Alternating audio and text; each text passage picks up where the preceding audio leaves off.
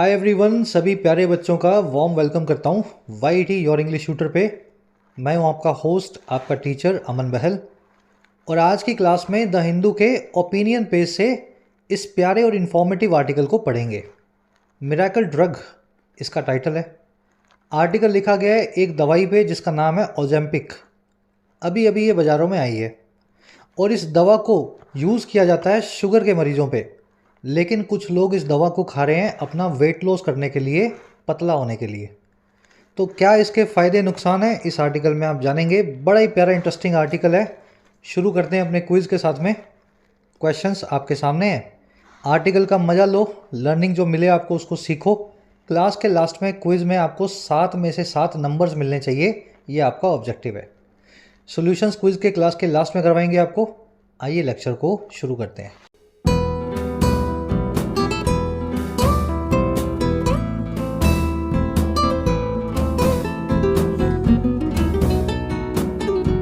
चलिए, कह रहे हैं मिरेकल ड्रग। देखिए, ड्रग का मतलब है दवाई, मिरेकल का मतलब है अजूबा, मार्वल, ऐसी कोई चीज़ जो जादुई हो, आपके लिए अब चमत्कार से कम ना हो। मिरेकल चमत्कार ही होता है। तो आर्टिकल का टाइटल हुआ चमत्कारी दवाई, मिरेकल ड्रग। ठीक है, चमत्कार को मिरेकल बोलते हैं। अब देखते हैं टाइटल पैराग्राफ को क्या कहना चाह रहा है। कह रहा है जी, that many of these promoted magic drugs have not undergone clinical trials in India highlights the role of the regulator and doctors। कह रहा जी दैट यानी ये बात की, और कौन सी बात? कई सारी, मैनी, ये जो प्रमोटेड मैजिक ड्रग्स हैं, मैजिक ड्रग्स यानी मिरेकल ड्रग्स, चमत्कारी दवाइयाँ। कह रहे जी कई सारी ऐसी चमत्कारी दवाइयाँ जो हैं वो अभी तक अंडरगो नहीं हुई हैं। They have not undergone. Undergo होना, किसी चीज़ से गुजरना, एक्सपीरियंस करना। अभी तक वो नहीं गुजरी हैं। और किससे नहीं गुजरी हैं? क्लिनिकल ट्रायल से। लैब के अंदर जब ट्रायल होते हैं, चूहों को, बंदरों को, इंसानों को दवाई दी जाती है। कह रहा है ये बात है ना, अपने आप में इंडिया के अंदर हाईलाइट करती है, जोर देती है इस चीज़ पे। और किस चीज़ पे? रोल पे, यानी भूमिका पे, सरकार की, रेगुलेटर की भूमिका पे और डॉक्टर्स की। सेंटेंस थोड़ा ट्रिकी है। दैट जो है ना, दैट यानी ये बात की कि कई सारी दवाइयाँ जो कि मैजिक ड्रग्स के नाम पे भारत में बिक रही हैं लेकिन उनके क्लिनिकल ट्रायल्स नहीं हुए हैं। ये बात ही अपने आप में, दैट, ये बात ही अपने आप में हाईलाइट करती है कि हमारे यहाँ रेगुलेटर कैसे हैं और हमारे यहाँ के देश के डॉक्टर्स कैसे हैं। जब तक दवाई के क्लिनिकल ट्रायल्स नहीं होते हैं तब तक मरीज़ को नहीं देनी चाहिए। यहाँ पे तो लोग पशुओं को लगने वाली दवाइयाँ भी जो है चुपचाप खा लेते हैं। उनको लगता है कि ये दवाई हमारे कुछ असर कर जाएगी, जो हम चाहते हैं वो हो जाएगा। तो ये चीज़ हाईलाइट कर रही है हमारे रेगुलेटर के रोल्स को। दैट सब्जेक्ट है आपका, दैट की वर्ब है हाईलाइट्स। हाईलाइट करना, किसी चीज़ पे जोर डालना, प्रकाश डालना, सबके सामने लाना। Many of these promoted drugs जो है सब्जेक्ट है। Have not undergone, have not undergone इसकी वर्ब है। अंडरगो होना यानी किसी चीज़ से गुजरना, किसी चीज़ को एक्सपीरियंस करना। चलिए आगे बढ़ते हैं। पढ़ने में आर्टिकल ज़्यादा मुश्किल नहीं है, वोकैब भी बहुत इजी है। थोड़ा सा अंडरस्टैंडिंग गैप आपको रहेगा अगर आप खुद से पढ़ेंगे तो। कोशिश आपको ये करनी है 100% आपको कॉन्फिडेंस के साथ में हर बात समझ में आए। सारी वोकैब आपको दिखाएंगे इस आर्टिकल की, एक साथ पांचों वर्ड्स को देख लो। इस टेलीग्राम ग्रुप को ज्वाइन करें सभी पीडीएफ्स और नोट्स के लिए। क्लास को एक लाइक और एक शेयर जरूर से देना। टेलीग्राम ग्रुप को ज्वाइन करने के लिए आपको @योर इंग्लिश ट्यूटर टाइप करना है। टेलीग्राम में आपको ग्रुप मिल जाएगा। साथ ही वाईटी ऐप पे आप तैयारी कर सकते हैं अपने एग्जाम्स की, चाहे एसएससी हो, डिस्क्रिप्टिव राइटिंग हो, यूपीएससी का हो या बैंकिंग का हो। ऐप का लिंक कमेंट सेक्शन में दिया गया है। राइटिंग के कोर्स में आप सीख सकते हैं राइटिंग लगभग 60 से 70 घंटों में। फ़ायदा आप ले सकते हैं इस कोर्स का। यूपीएससी के कोर्स में आप अपना मीडियम चेंज कर सकते हैं, किसी और लैंग्वेज से इंग्लिश में माइग्रेट कर सकते हैं। यूपीएससी के सभी एस्पेक्ट्स कवर्ड हैं, answer writing, essay writing, descriptive writing, CSAT. SSC और बैंकिंग के कोर्स में आपको सारे वैरायटी के क्वेश्चन सोल्व करना सिखाया जाता है। 100 से 1.25 घंटों के कोर्सेज हैं, आप भरपूर अपनी प्रैक्टिस कर सकते हैं। कोई क्वेश्चन हो, क्वेरी हो, टीम का नंबर है व्हाट्सएप, आप इस नंबर पे टीम से जुड़ सकते हैं वाया व्हाट्सएप। चलिए वोकैब शीट डाउनलोड कर लेना इसको भाई अपने टेलीग्राम से, है ना। अब मैं इसको थोड़ा जूम इन कर लेता हूँ। पहला वर्ड है टाउट। टाउट, टाउट पता है कौन होता है? वो पुरानी फिल्मों में आपने देखा होगा, सिनेमा के बाहर कुछ लोग खड़े रहते हैं, 1 का 5, 2 का 5, 3 का 5, मतलब टिकट्स खरीद ली सुपर हिट मूवी की और बाद में सिनेमा के बाहर जो है उसको दुगने तिगने दामों पे बेच रहे हैं। तो इस तरह के जो लोग होते हैं ना, जो कहीं भी आपको कुछ भी बेचते हुए मिल जाते हैं, इनको अंग्रेजी में बोलते हैं टाउट। कभी कभी आपके गली में भी कोई आ जाएगा इस तरह की चीज़ बेचने वाला। तो ये टाउट नाम का जो आदमी है, जो सड़कों पे चलता फिरता कुछ बेचता रहता है, अक्सर जो है उल्टी सीधी चीज़ें ही बेचता है, इस आदमी से एक वर्ब को बनाया गया है टाउट। उसका मतलब होता है बड़े जोश के साथ में किसी चीज़ को एडवर्टाइज या पब्लिसाइज करना, जोरों शोरों के साथ में किसी चीज़ की मशहूरी करना। यूज़ करके दिखाएंगे इस वर्ब को। The company has been touting its new car as a breakthrough in the EV space. Company advertise कर रही है, जोरों शोरों से टाउट कर रही है, पब्लिसाइज कर रही है अपनी नई गाड़ी को एक ब्रेक थ्रू के तौर पे, एक बड़ी कामयाबी के तौर पे इलेक्ट्रिक व्हीकल इंडस्ट्री में, इस स्पेस में। तो कंपनी का ये कहना है कि ईवी स्पेस में सबसे अच्छी कार हमारे वाली है, नई वाली कार है, ऐसा बोल के अपनी कार को टाउट कर रही है। ठीक है, तो ये वर्ड मेरे ख्याल से दिमाग में आपके फिट हो गया होगा। वो सिनेमा के बाहर 1 का 5 करने वाले आदमी से इसको जोड़ के रखना। चलिए अगला वर्ड है एम्पल। एम्पल का मतलब है जो चीज़ बहुत बड़ी मात्रा में हो, क्वांटिटी में हो, जो प्लेंटीफुल हो, जिसकी कमी ना हो आपको। ठीक है। Despite ample evidence against him the accused denied having murder the victim. बावजूद, डिस्पाइट, बहुत सारी एविडेंस के, एम्पल एविडेंस के उसके खिलाफ, कह रहे इसके खिलाफ होने के बावजूद, है ना, जो आरोपी था उसने मना कर दिया कि मैंने मर्डर किया है किसी भी विक्टिम का। उसने डिनाई कर दिया कि मैंने कोई भी मर्डर नहीं किया। अब ये एम्पल जो है ना, एम्पल, एम्पल को आप इन सभी वर्ड से बताते हैं। अबंडेंट, कॉपियस, प्लेथोरिक, साइजेबल और एफ्लुएंट। जनरली एफ्लुएंट वर्ड का मीनिंग होता है ऐसा आदमी जिसके पास एम्पल मनी है, यानी रिच पर्सन। ठीक है। एफ्लुएंस का मतलब होता है अमीरी, अफ्लुएंट का मतलब होता है अमीर। तो ये अमीर नाम का वर्ड एफ्लुएंट आप आर्टिकल में देखेंगे।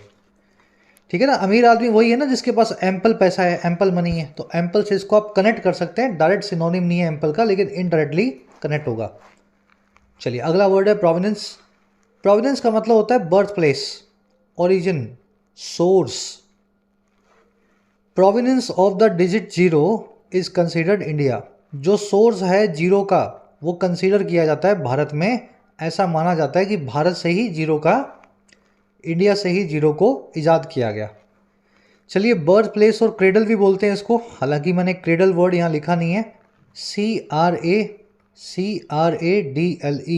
क्रेडल। क्रेडल का मतलब होता है झूला या पालना। छोटे बच्चे का क्रेडल क्या है, समझ पा रहे हो आप? झूले पालने में जब भी कोई चीज़, छोटी चीज़ होती है, झूले या पालने में उसको पाला जाता है, तो वहाँ से आप उसको सोर्स या ओरिजिन बोल सकते हैं। जैसे ऐसा बोलते हैं Africa is the cradle of human civilization. Africa जो है इंसानी सभ्यता का झूला है, जो है पालना है। वहीं से इंसान जो है अफ्रीका से निकला था, वहीं से ओरिजिनेट हुआ था। चलिए क्रेडल वर्ड ऐड कर लेना इसमें प्रोविनेंस के सिनोनिम में। अगला वर्ड है काउंटरफेट।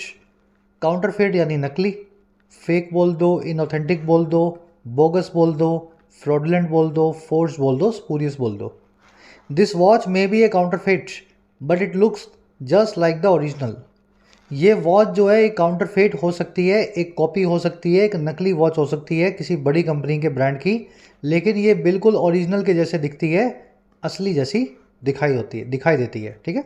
तो काउंटरफेट एक एडजेक्टिव भी है, एक नाउन भी है जैसे इस केस में आया, और एक वर्ब भी है। किसी चीज़ को कॉपी करना, काउंटरफेट करना कहलाता है। चलिए लास्ट वर्ड है पॉइग्नेंट। पॉइग्नेंट का मतलब होता है शार्प एंड इमोशनल, जो बहुत टची हो, जो सेंटिमेंटल हो, पैशनेट हो, अफेक्टिंग हो। It is specially poignant that he died on the day before his wedding. ये खास करके बड़ा पॉइग्नेंट है, बड़ा टची है, बड़ा पैशनेट है, सेंटिमेंटल है कि वो मारा गया अपनी वेडिंग से एक दिन पहले, उसकी डेथ हो गई। कोई भी ऐसा सीन जो आपको बड़ा टची फील हो, वो उसको अंग्रेजी में बोलते हैं पॉइग्नेंट। चलिए 5 वर्ड्स डिटेल में हो गए। आ जाओ आर्टिकल पे, एक समरी आपको दें किस बारे में लिखा हुआ है, आपको पता लगे। ऑलमोस्ट समरी मैं आपको दे ही चुका हूँ। टाइप 2 डायबिटीज़ के लिए एक दवाई है, ओजेम्पिक नाम से ब्रांड नेम है, और इसका सॉल्ट है सेमेगुलेट, सेमेग्यूलेट। सेमैग्लूटाइड है ना, स्मैग्लूटाइड। तो ये स्मैग्लूटाइड या ओजेम्पिक जो है दुनिया भर में और ख़ास करके इंडिया में भी डायबिटीज़ की दवाई अब लोग बाग ले रहे हैं इंजेक्शन के फॉर्म में, और ले इसलिए रहे हैं ताकि वो पतले हो जाएं। मोटे मोटे लोग इस दवाई को खरीद के ले रहे हैं। अब ये दवाई पतले होने की है नहीं, इसका एक साइड इफ़ेक्ट है पतला होना। असली काम तो इसका डायबिटीज़ को सही करना होता है, और इस पर अभी क्लिनिकल ट्रायल्स भी नहीं हुए हैं। क्या पतले होने के लिए इस दवाई को लेना चाहिए या नहीं लेना चाहिए, अभी तक डॉक्टर्स जो हैं इस चीज़ को सही से प्रूव नहीं कर पाए हैं।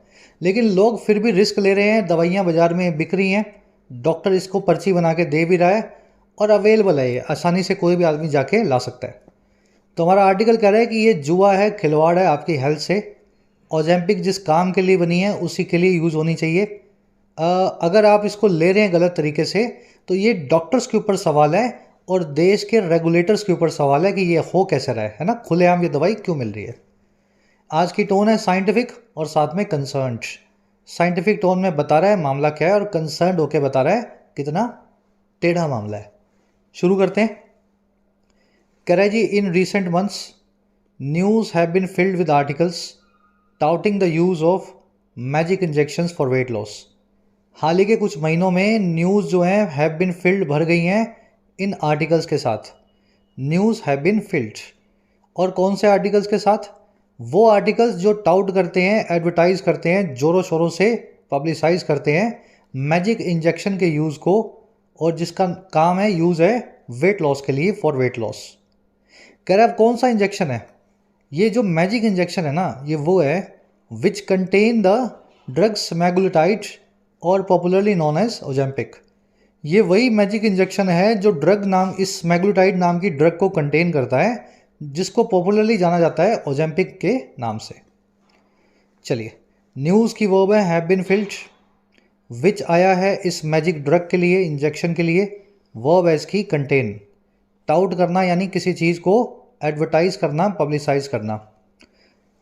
बढ़े आगे।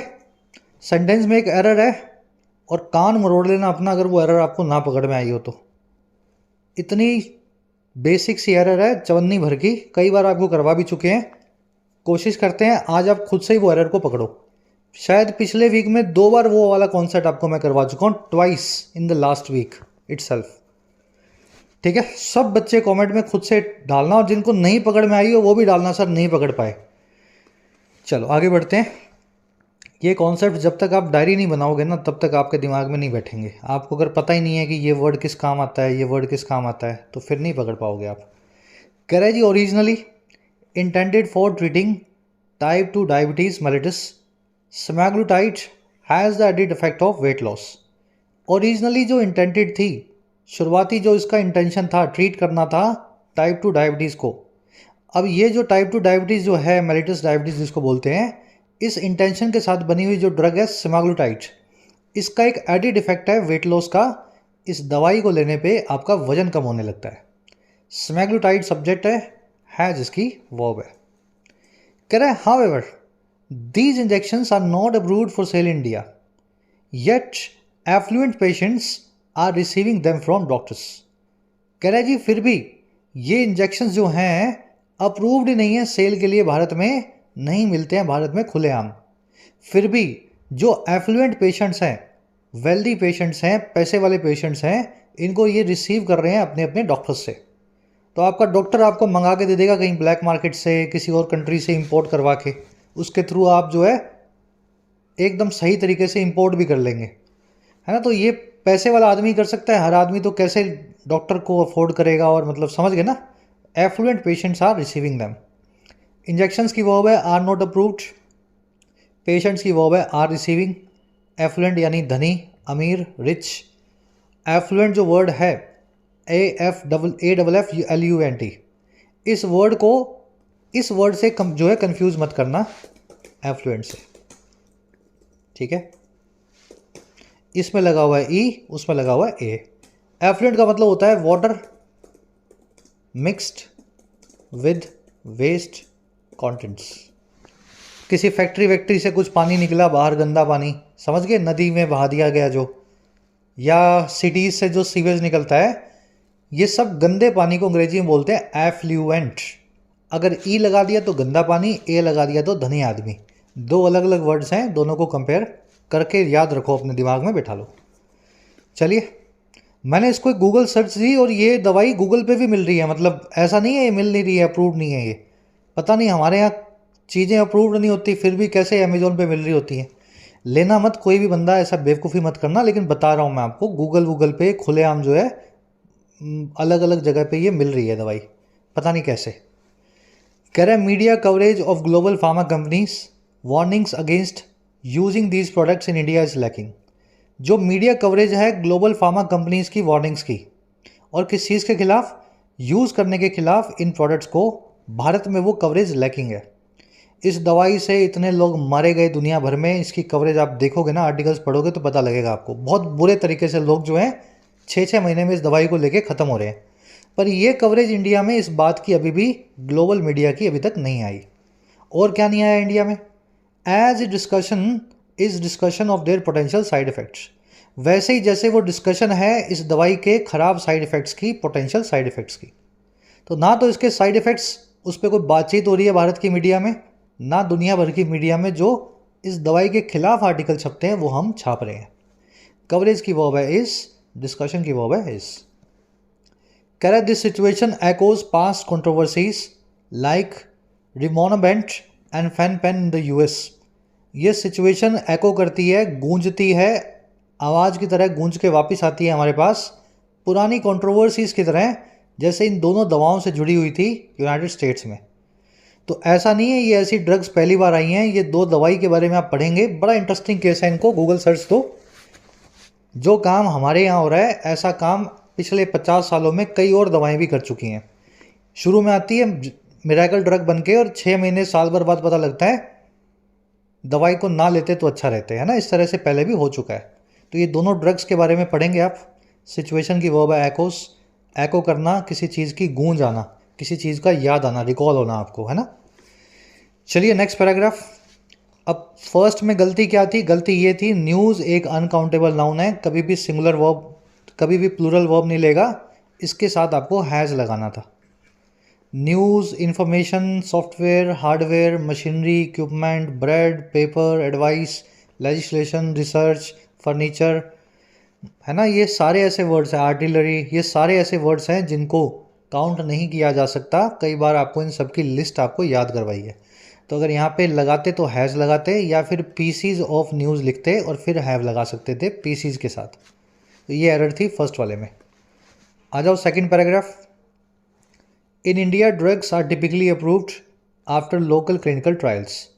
भारत में ड्रग्स जो हैं टिपिकली अप्रूव्ड होती हैं लोकल क्लिनिकल ट्रायल्स के बाद, एंड स्ट्रिंजेंट मॉनिटरिंग, और कड़ी निगरानी के बाद। मॉनिटरिंग यानी निगरानी, स्ट्रिंजेंट यानी कड़ा, very rigorous, very strict. However, with these unapproved miracle drugs, there have been no such trials. कह रहा है हालांकि इन अनअप्रूव्ड मिरेकल ड्रग्स के साथ में कोई भी ऐसा ट्रायल नहीं रहा है जुड़ा हुआ। अभी तक कोई क्लिनिकल ट्रायल हमने इस ड्रग का नहीं करवाया है इंसानों पे, लेबोरेटरी के अंदर। और ये सारा काम हुआ कैसे है? Raising concerns about how they might interact with Indian patients and their existing medications. ये सारा काम हो रहा है रेज करते हुए, उठाते हुए इन चिंताओं को, कि किस बारे, ये चिंताएं हैं बारे में कि कैसे ये दवाएं इंटरेक्ट कर सकती हैं, घुल सकती हैं, मिल सकती हैं इंडियन पेशेंट्स के साथ और उनकी एग्जिस्टिंग मेडिकेशंस के साथ। तो हो सकता है आपकी ब्लड प्रेशर की दवाई चलती हो, या आपकी कोई ऐसी कंडीशन हो कि ओजेम्पिक आपकी बॉडी को सूट भी ना करती हो। तो अभी कोई ड्रग ट्रायल हमने इंडिया में इंडियन पेशेंट्स पर नहीं करवाया है, और हमें पता ही नहीं है इस दवाई को लेने से क्या होता है। बस लोगों को ये पता है कि हम मोटे बहुत हैं, खाते बहुत हैं, इस दवाई को लेके हम पतले हो जाएंगे। ट्रायल्स की वर्ब है हैव बीन, दे की वर्ब है माइट, इंटरेक्ट, दे आया है इन ड्रग्स के लिए, मिरेकल ड्रग्स के लिए। कह रहा है जी this lack of data poses significant risks that can not be ignored. ये जो लैक ऑफ डेटा है, लैक यानी कमी, डेटा यानी इंफॉर्मेशन, ये जो इंफॉर्मेशन की कमी है ये पोज करती है, खड़ा करती है बड़े बड़े जोखमों को जिनको इग्नोर भी नहीं किया जा सकता, that can not be ignored. Lack की वर्ब पोजेस, दैट की verb can not be ignored. Pose का मतलब खड़ा करना किसी चुनौती या किसी सवाल को, शक को, सस्पिशन को, और ये can not be ignored passive में लगी हुई है मॉडल वर्ब, है ना, इसको इग्नोर नहीं किया जा सकता पैसिव वॉइस में। चलिए नेक्स्ट पैराग्राफ कह रहा है the involvement of doctors in prescribing these unapproved drugs raises ethical questions. जो इन्वॉल्वमेंट है, जो शामिल होने का काम है डॉक्टर्स का प्रिस्क्राइब करने में या सुझाने में, अपनी पर्ची पे लिखने में इन अनअप्रूव्ड ड्रग्स को, ये भी रेज करता है कई सारे एथिकल या मोरल क्वेश्चंस को, नैतिक सवालों को।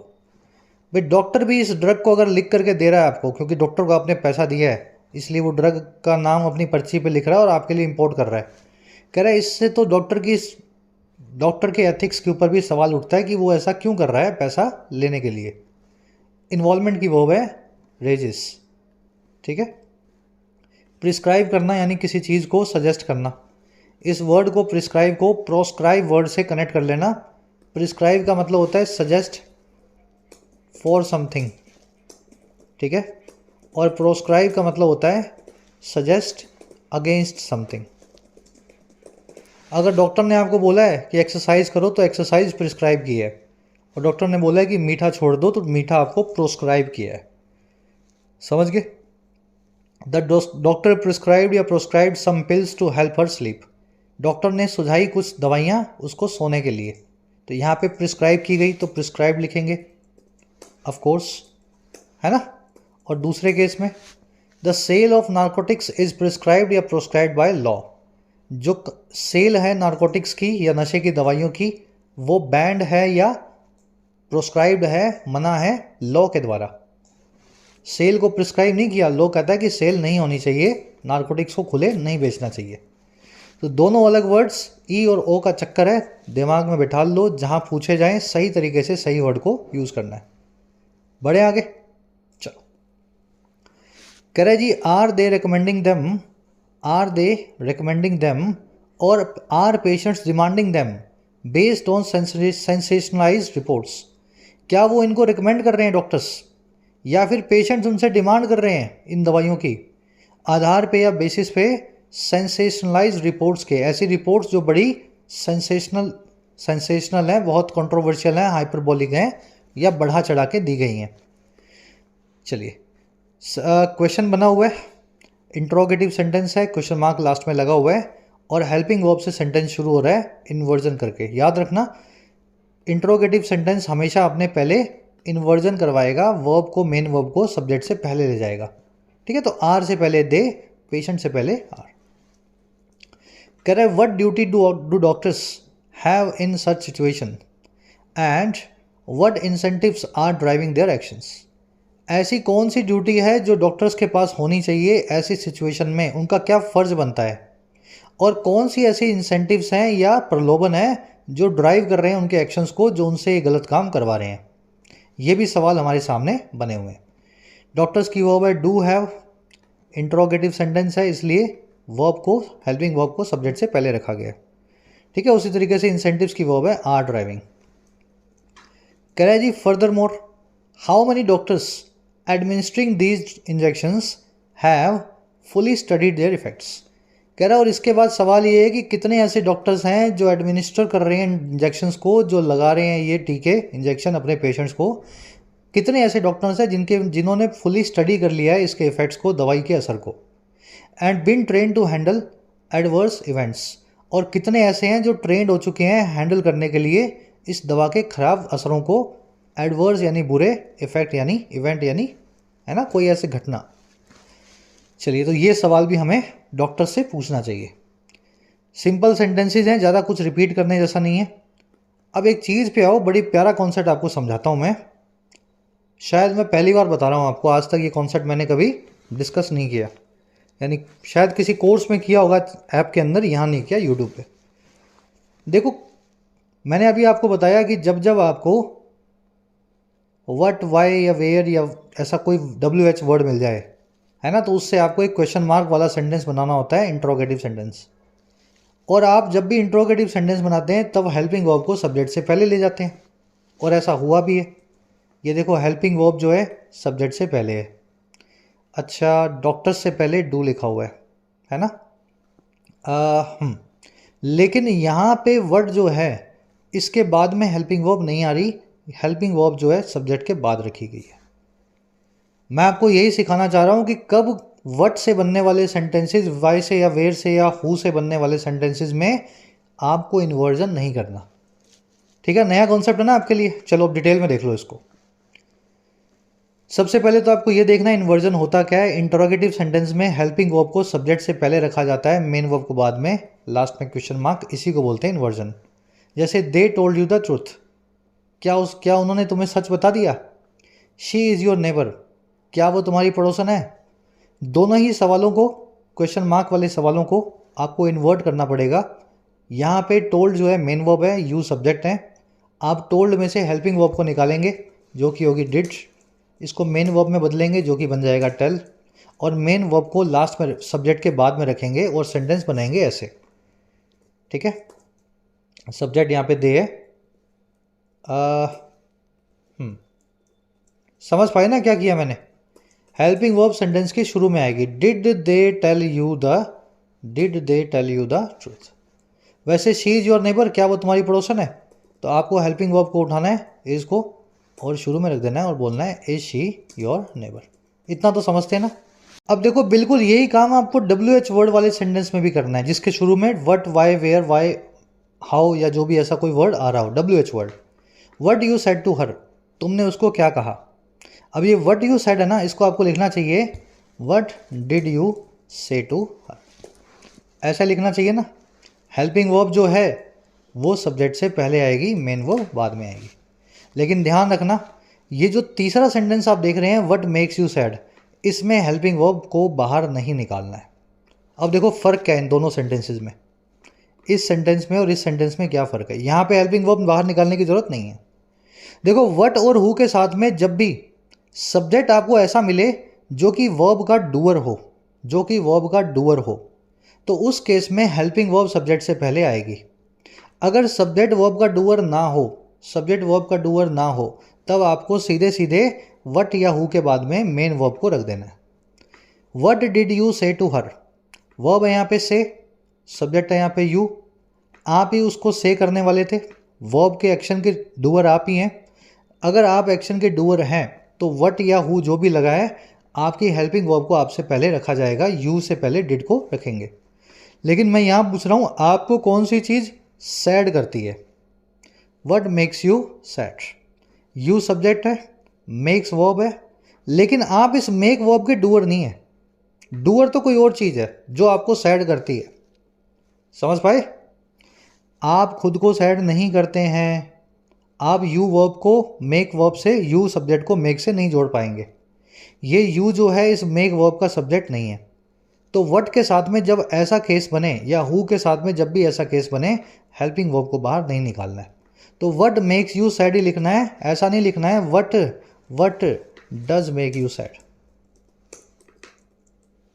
ठीक है, what does make you sad आपको ऐसा नहीं लिखना है। एक सेंटेंस और बनाते हैं। व्हाट योर नेम इज, तुम्हारा नाम क्या है। नेम नाम के सब्जेक्ट की वर्ब है इज। अगर आप इस सवाल का जवाब दोगे तो ऐसा ही दोगे, माई नेम इज, जो भी आपका नाम है। नेम नाम के वर्ब की सब्जेक्ट की वर्ब है इज। तो ऐसे अगर आप जवाब देके देखोगे तो आपको पता लग जाएगा सब्जेक्ट की वर्ब है या नहीं।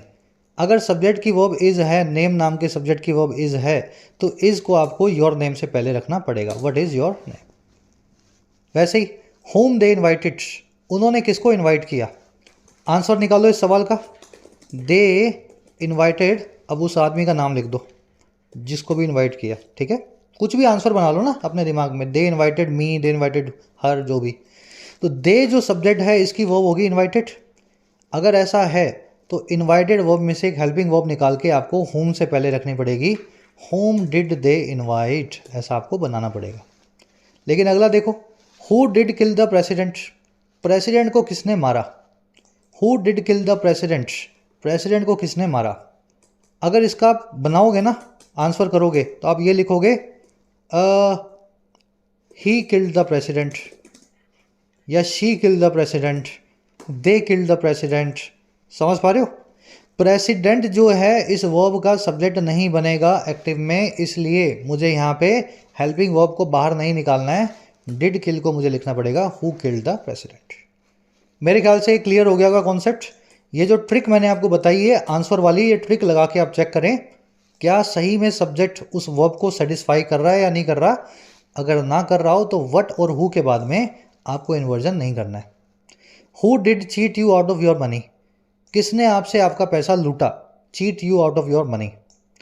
जवाब क्या है, समवन, समवन या a criminal cheated me out of my money, एक क्रिमिनल ने मेरे से मेरा पैसा लूटा। सब्जेक्ट जो है आप यू जो है इस चीट वर्ब के नहीं बन पाएंगे, तो इस केस में मुझे यहाँ लिखना चाहिए, क्या लिखना चाहिए, who cheated you out of your money. तो आंसर दे के देखोगे और फिर देखोगे अगर सब्जेक्ट बैठ रहा है तभी आपको हेल्पिंग वर्ब निकालनी है, नहीं तो हेल्पिंग वर्ब को बाहर नहीं निकालना है। 2 क्वेश्चंस आपको देने हैं होमवर्क के तौर पे। थोड़ा सा टेढ़ा कॉन्सेप्ट है, इस पे एक्चुअल में क्लास चाहिए पूरी 15 मिनट की, फिर किसी दिन किसी क्लास के अंदर स्पेशली आपको ये कॉन्सेप्ट करवाएंगे, ठीक है। चलो दोनों क्वेश्चंस को खुद से अटेम्प्ट देना और देखो आप में से कितने लोग इनको कर पा रहे हैं। बढ़ते हैं आगे। कह रहा है जी लास्ट 1-2 छोटे पैराग्राफ रह गए। कह रहा है recent scandals involving spurious imported drugs like Adcetris for blood cancer treatment highlight the importance of drug provenance and regulation. Recent जो स्कैंडल्स हुए हैं इन्वॉल्व करने वाले इन स्पूरियस इंपोर्टेड ड्रग्स को, स्पूरियस यानी नकली, इनऑथेंटिक, काउंटरफेट, है ना। तो ये जो नकली दवाइयाँ इंपोर्टेड ड्रग्स के जो केसेस हैं, जैसे कि एडकेट्रिस जो हुई थी ब्लड कैंसर के लिए, ये सारे स्कैंडल हाईलाइट करते हैं इंपॉर्टेंस या महत्वपूर्णता को ड्रग प्रोवेनेंस और रेगुलेशन की। ड्रग प्रोवेनेंस यानी ड्रग कहाँ पे पैदा हुई है, ड्रग कौन सी कंट्री से आ रही है, और रेगुलेशन कितनी रेगुलेटेड वो कंट्री है उस ड्रग को बनाने के लिए। शायद उस देश की सरकार ये ड्रग ना बनवाती हो, फिर भी वहाँ से आ रही है तो नकली ही होगी। तो ये सारे सवाल जो है खड़े होते हैं। स्कैंडल्स की वर्ब है हाईलाइट, ठीक है, स्कैंडल्स की वर्ब है हाईलाइट। प्रोविनेंस आपने समझ लिया, सोर्स या ओरिजिन। कह रहा है the delay in issuing alerts by both the Indian drug regulator and the WHO या world health organisation underscores the need for greater oversight. जो देरी आ रही है अलर्ट इशू करने में, लोगों के लिए चेतावनी इशू करने में, दोनों के द्वारा ही, इंडिया के ड्रग रेगुलेटर के द्वारा और WHO के द्वारा, ये देरी अंडरस्कोर करती है, हाईलाइट करती है, जोर देती है इस ज़रूरत पे जो है और ज़्यादा निगरानी की और ज़्यादा अच्छी मॉनिटरिंग की। सरकारों को भी क्विक होना चाहिए और फटाफट जो है ऐसी दवाओं के लिए बताना चाहिए पब्लिक को कि आपको ये दवा नहीं लेनी है। कह रहा है government and regulatory bodies must address the importation of unapproved drugs. सरकारों और रेगुलेटरी बॉडीज़ को एड्रेस भी करना चाहिए इम्पोर्टेशन को या आयात को अनअप्रूव्ड ड्रग्स के। हमारे देश में ये कैसे आ रही हैं अच्छे से इनको पता होना चाहिए सरकार को, और सही तरीके से जो भी दवाई आ रही है उसको यूज़ करना चाहिए, खुलेआम नहीं बिकनी चाहिए। गवर्नमेंट एंड रेगुलेटरी बॉडीज़ की वर्ब है must address. Stronger enforcement measures including the possibility of arrest and imprisonment for errant doctors may serve as a deterrent. और ज़्यादा जो इन्फोर्समेंट के मेजर्स हैं, इन्फोर्समेंट मतलब किसी चीज़ को फोर्स से लगाना, किसी कानून को अच्छे से पालना करवाना, अच्छे से जो इन्फोर्समेंट के मेजर्स या कदम हैं जिसमें शामिल है एक पॉसिबिलिटी या एक संभावना गिरफ्तारी की या जेल की एरेंट डॉक्टर्स के लिए। एरेंट वो हैं जो भटक गए हैं रास्ते से, जो मिसगाइडेड हैं, वेवर्ड हैं, जो पैसे के लिए कुछ भी दवा लिख करके आपको दे देंगे। कह रहे जी ऐसी पॉसिबिलिटी जो है ना ये सर्व कर सकती हैं एक डेटरेंट के तौर पे, एक रुकावट के तौर पे। डेटरेंट यानी ऐसी चीज़ जो आपको किसी काम को करने से रोके। अगर 2-3 डॉक्टरों को पकड़ के अगर आप जेल में डाल देंगे जिन्होंने दवाइयाँ अपने पेशेंट को दी हैं बिना कुछ समझे, अगर उनको जेल में डाल दोगे तो शायद बाकी के डॉक्टर भी डर जाएं और इन दवाइयों को लिखना बंद कर दें। कह रहा है जी however the broader question remains. कह रहा है फिर भी बड़ा सवाल अभी भी बाकी है, ब्रॉडर क्वेश्चन रिमेंस है। और सवाल क्या है, do we as a society truly care. क्या हम एक समाज के तौर पे, do we as a society, सच में केयर करते हैं इस बारे में। क्वेश्चन मार्क वाला सेंटेंस है, इंट्रोगेटिव है, हेल्पिंग वर्ब को शुरू में लाया गया है सब्जेक्ट से पहले। कह रहा है the perception that this issue primarily affects the wealthy may lead to apathy. कह रहा है ये परसेप्शन, ये सोच, दैट वो ये कि ये जो इश्यू है ये मुख्यतः अफेक्ट करता है, प्रभावित करता है वेल्दी लोगों को। जिसके पास पैसा है वही ओजम्पिक मंगवा सकता है ना, डॉक्टर से लिखवा सकता है। कह रहा है ये परसेप्शन कि ये समस्या अमीरों की है, गरीबों की नहीं है, ये परसेप्शन लीड टू कर जाएगा हमें अपैथी की तरफ या इनडिफरेंस की तरफ। अपैथी का मतलब होता है जो होने दो, हमें क्या, अमीर लोग खाते हैं दवाइयाँ, मरेंगे मरना हो तो। ये इस तरह की जो परसेप्शन या आपकी सोच है ना, ये आपके अंदर अपैथी को पैदा करती है। और ये कब हुआ था ये ऐसा परसेप्शन? कह रहा है जी akin to the indifference shown towards previous tragedies involving counterfeit medicine. और कह रहा है ये बिल्कुल अकिन टू है, सिमिलर टू है उसी इनडिफरेंस के, उसी अपैथी के जो दिखाई गई थी प्रीवियस ट्रेजेडीज़ में इंडियंस के द्वारा, और वो ट्रेजेडीज़ जिसमें काउंटरफेट मेडिसिन शामिल थी, जिसमें नकली दवाएं शामिल थी। तो कभी कभी एक ब्लड कैंसर की दवाई बाहर से आती है, लोग सोचते हैं ये ले लेंगे हमारा मरीज़ सही हो जाएगा, लाखों करोड़ों की दवाइयाँ होती हैं महंगी महंगी, है ना, पर वो अमीर आदमी लेता है और बाद में वो गलत भी निकलती हैं। तो आम आदमी ये सोचता है हमें क्या, हम तो ना इसको खरीद पाएंगे, ना हमने कभी खरीदी है ना। तो ये अपैथी समाज में नहीं होनी चाहिए। परसेप्शन की वर्ब है मेलीड। अपैथी, इनडिफरेंस या नॉन शैलेंस, इसको नॉन शैलेंस भी बोलते हैं, सभी एक दूसरे के सिनोनिम है। किसी चीज़ से आपको फ़र्क ना पड़ना, सानुकी। अकिन टू या सिमिलर टू एक ही बात है, टू प्रेपोजिशन इनके बाद में फिक्स है, अकिन टू, सिमिलर टू।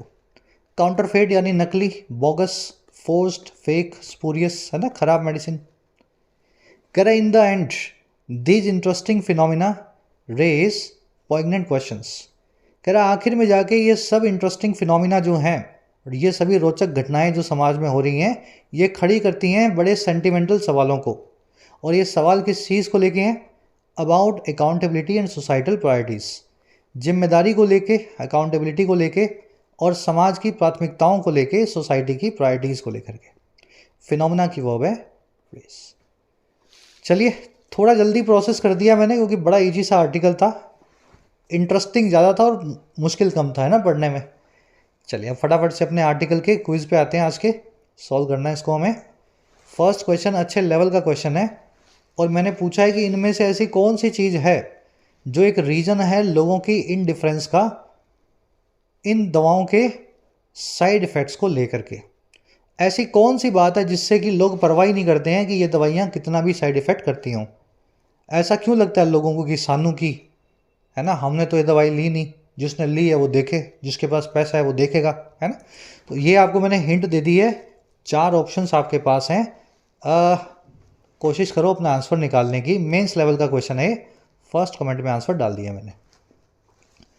बीच में वोकैब के क्वेश्चन है। नॉन चैलेंज का सिनोनिम पूछा है, मीनिंग पूछा है आपसे। काउंटरफेट के साथ में कौन सा वर्ड फिट होगा? ओवरसाइट, एपैथी, करेंसी या प्रोवेनेंस। काउंटरफेट यानी देख लेना है ना, काउंटरफेट का मीनिंग निकालो, चारों में से कौन सा वर्ड इसके साथ में सेट बैठेगा। पानी जो है, गंदा पानी, उसको क्या बोलते हैं? 2-3 वर्ड्स आपको करवाए थे मैंने, एफ्लुएंस, ई लगा के फिर एफ्लुएंस, तो सही वर्ड को आपको यूज़ करना है यहाँ। और अकिन के साथ में क्या आएगा? विद आएगा, टू आएगा या बाय आएगा, सही प्रीपोजिशन को आपको चूज़ करना है। अभी करवाया ना। लास्ट में 2 एरर्स हैं। पहली एरर मिलेगी इस वर्ड के आसपास, दूसरी मिलेगी वट की वजह से। तो वट और हु वाला कॉन्सेप्ट लगाना है आपको और चेक करना है कि सही सब्जेक्ट कौन है और इन्वर्जन की ज़रूरत है या नहीं। चलिए रैपअप करेंगे क्लास को यहीं पे। आउट ऑफ 7 कितने मार्क्स मिले ज़रूर से बताना, और ये भी बताना ये क्लास कितनी इंटरेस्टिंग लगी। क्या ऐसे लेक्चर्स और आपके लिए लाए जाएं जो आपको आजकल के समाज में जो चल रहा है उसके बारे में बताते हो ना, साइंटिफिक थीम वाले। इंटरेस्टिंग लगी और पूरी देखी हो तो PDI, पूरी देखी इंटरेस्टिंग लगी, PDI ऐसा लिख करके बता दिया करो कमेंट्स में। कल आपसे लेंगे मुलाकात कल की क्लास में। जिन बच्चों को कोर्सेज की ज़रूरत है, एक्स्ट्रा क्लासेस की ज़रूरत है, you can take the benefits of the courses. Application को डाउनलोड करें, YT ऐप को। आपको राइटिंग का, SSC का और बैंकिंग का, इनफैक्ट UPSC का भी कोर्स मिल जाएगा। अफोर्डेबल कोर्सेज है, मेहनत करना चाहते हैं तो ऐप को डाउनलोड करें। कमेंट सेक्शन में लिंक रखा गया है, you can take the benefits. चलिए, अंटिल देन साइनिंग आउट।